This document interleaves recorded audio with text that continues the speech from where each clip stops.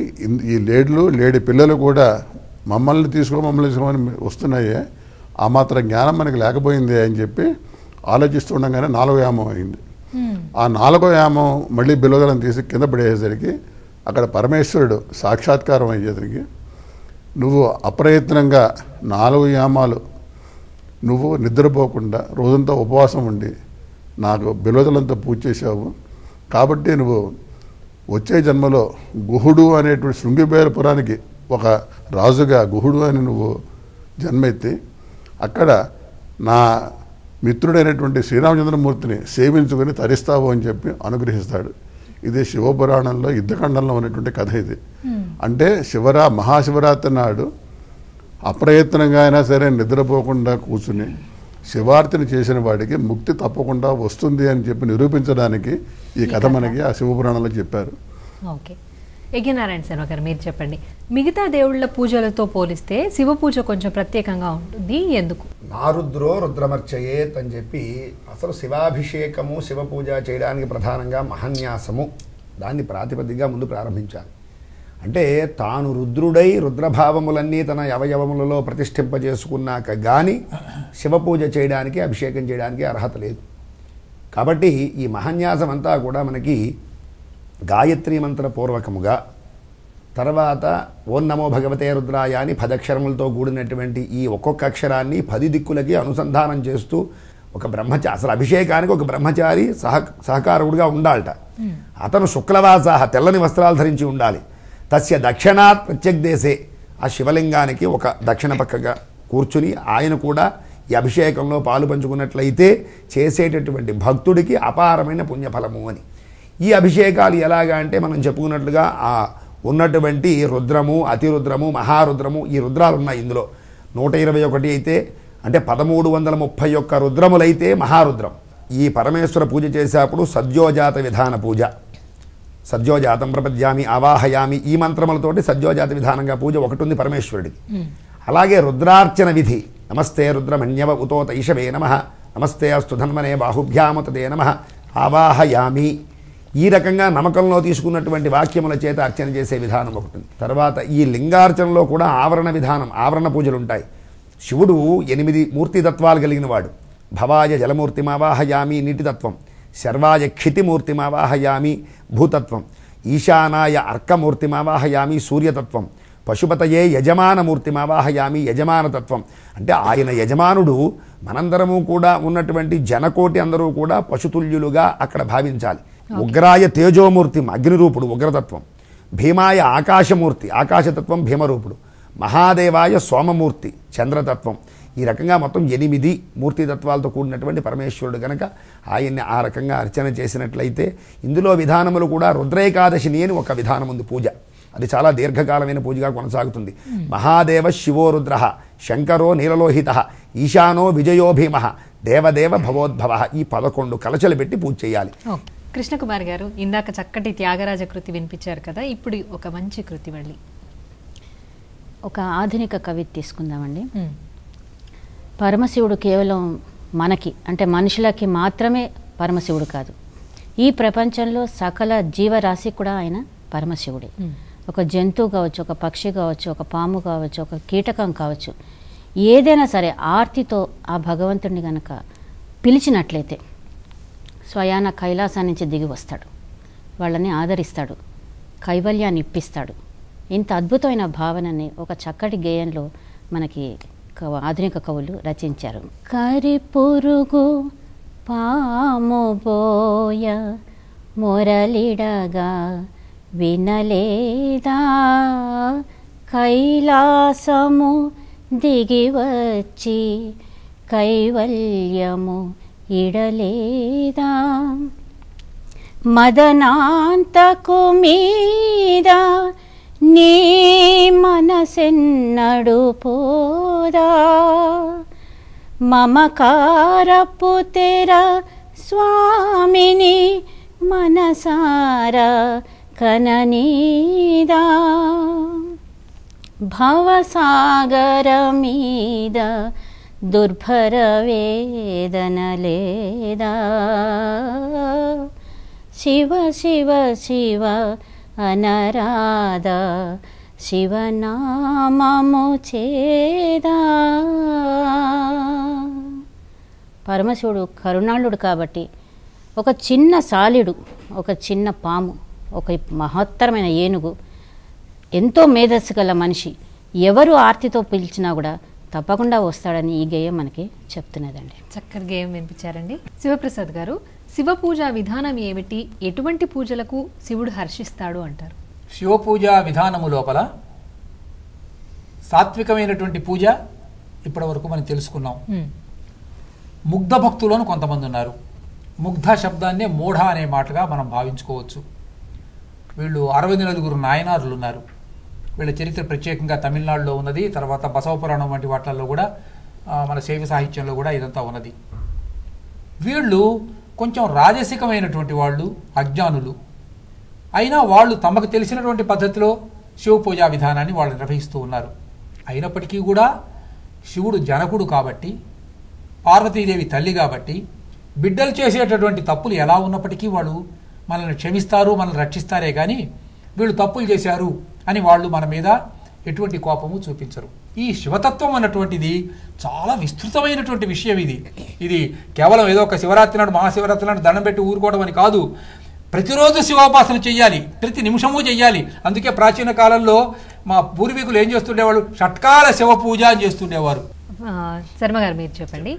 ఇప్పుడు శివుణ్ణి ఏ మంత్రంతో పూజిస్తే బాగుంటుంది? అంటే మహాశివరాత్రి నాడు ప్రత్యేకించి ఎటువంటి మంత్రం పఠిస్తే బాగుంటుంది? దానివల్ల ఎటువంటి ఫలితాలు కలుగుతాయి? నమకం చమకం చైవ పురుష సూక్తం చ యద్విదుః మహాదేవేన తత్తుల్యం తన్మే మనఃశివ సంకల్పమస్తు అన్నాడు.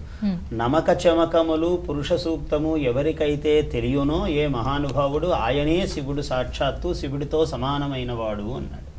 కాబట్టి చదువుకున్న వాళ్ళేమో నమక చమకములతో శివుణ్ణి ఆరాధించాలి. ఏమీ అది రానివాడికి ఆ ఓం నమః సోమాయ చ రుద్రాయ చ నమస్తామ్రాయ చ అరుణాయ చ నమః శంగాయ చ పశుపతయే చ నమః ఉగ్రాయ చ భీమాయ చ నమో అగ్రే వధాయ చ దూరే వధాయ చ నమో హంత్రే చ హనీయసే చ నమో వృక్షేభ్యో హరికేశేభ్యో నమస్తారాయ నమః శంభవే చ మయోభవే చ నమః శంకరాయ చ మయస్కరాయ చ నమః శివాయ చ శివతరాయ చ.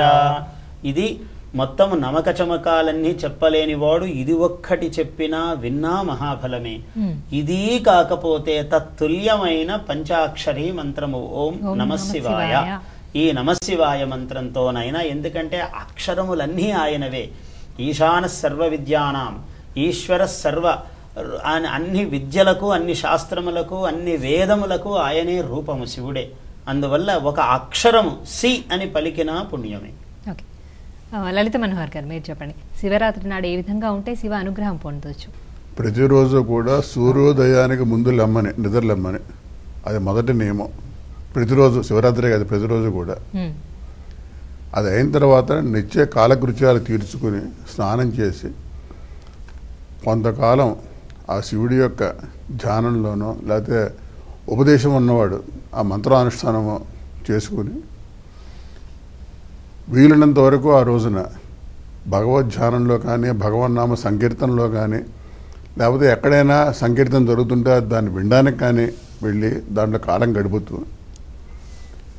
ఈ రాత్రి నిద్రని జయించడానికి ఇంట్లో కూర్చుంటే నిద్ర తప్పకుండా వస్తుంది. ఎందుకంటే తను కూర్చుని అభిషేకమైనా చేయాలి, లేకపోతే ఆ శివ మంత్రాలను వింటూ ఆ శివుడికి, శివలింగానికి చేసే అర్చనను చూస్తూ కనుక ఆ రాత్రి గడిపినట్టు అవుతే తెల్లవారి మళ్ళీ పొద్దున్నే సూర్యోదయానికి వచ్చి తన స్నాన సంధ్యాదం పూర్తి చేసుకుని మిగిలిన కార్యక్రమాలు చేసుకోవడం వల్ల వాడికి ఆ శివరాత్రి నాడు కనీసం శివుడి మీద ఒక ఉద్ధరైన నీళ్లు, ఒక బిల్వదళం పెడితే చాలు. ఇంకేం అక్కర్లే, వీడి వేరే చేయడానికి ఓపిక లేకపోతే ఒక ఉద్ధరైన నీళ్లు, ఒక బిల్వదళం వేస్తే కూడా శివార్పణం అని చెప్పి చాలు. నారాయణ శర్మ గారు, మీరు చెప్పండి. ఎలా ఉంటే శివుడికి ప్రీతిపాత్రంగా ఉన్నట్టు? మనకి కాల ప్రమాణం కూడా ఉదయం వారమనే. ఆంగ్ల కాలమానం ప్రకారం 12 గంటలు దాటాక రోజు మారిపోయింది అని చెప్పుకోవడం అనేటటువంటిది ఆంగ్ల సాంప్రదాయం. అవునండి. ఇది శాస్త్రానికి వస్తే సూర్యోదయం లగాయితూ సూర్యోదయానికే కాల ప్రమాణం. అందుకోసమని చెప్పి అహోరాత్రము కూడా పరమేశ్వర సన్నిధిలో పరమేశ్వర అర్చనలు, పూజలు, అభిషేకాలు, నామస్మరణ ఇవి చేస్తున్నట్లయితే, ఒకవేళ చెయ్యడం కూడా రాని భక్తులు ఉంటారు, వాళ్ళు ఈ యొక్క కథా వైభవం ఏదైతే శివతత్వాలు శివ వైభవాలు హరికథా రూపాలు కానీ లేకపోతే ఇలాగ మన శర్మగారిలాగా పురాణ ప్రవచన కాలక్షేపాలు కానీ ఏమైనా ఉంటే వాటి ద్వారా విని ముక్తి చెందడానికి ఒక చక్కనైనటువంటి మార్గం. శివప్రసాద్ గారు మీరు చెప్పండి, ఈ శివతత్వం అనేది సమాజానికి మానవాళికి ఏ విధంగా ఉపయోగపడుతుంది, ఎటువంటి శ్రేయస్సునిస్తుంది అంటారు? ఓం నమ శివాయ అంటున్నామమ్మా. ఓంతో కలిసినప్పుడు ఇది షడక్షరి అవుతున్నది. ఈ ఓం అన్నటువంటి ఒక్క అక్షరమే ఈ మొత్తం మీరు ఏమేం చెప్పదలుచుకున్నారో అన్నిటికీ అదే సంకేతం అన్నమాట. ఆ ఊ మా అన్నటువంటి 3 అక్షరములతో కలిసినప్పుడు సృష్టి, స్థితి, లయము, భూమి, అంతరిక్షము, స్వర్గము, ఈ అనంతమైన గోళములు, సృష్టి, స్థితి, లయములు మొత్తం అన్నింటికీ కూడా కలిపి ఓం అన్నటువంటి ఒక్క అక్షరమే సంకేతం. ఈ ఒక్క అక్షరంలోంచే సృష్టి పుట్టింది. శివ అన్న శబ్దంలోనే మంగళత్వం ఉన్నది. మంగళ యద్భావం తద్భవతి, యాదృశి భావనాయస్య సిద్ధిర్భవతి తాదృశి.